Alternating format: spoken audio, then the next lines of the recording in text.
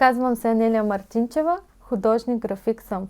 Творя в областта на графиката, като за създаването на творбите си най-често използвам дълбокият и високият печат.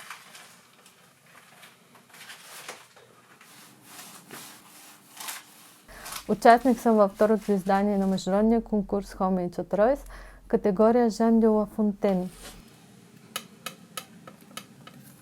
Избрах да създам творбите си по басните на един от най-великите поети на 17 век, по случай неговият 400 годишен юбилей. Творбата, с която спечелих първа номинация в тази категория, това е баснята Чаплата.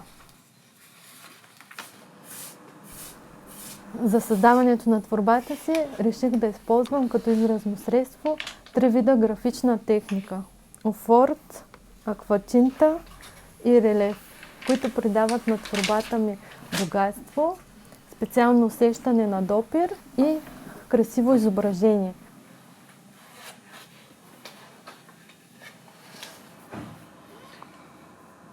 Цветното мастило, което избрах, хармонично допълва целостта на творбата ми, като и придава специално значение и визия за нов прочит на баснята на Ла Фонтен.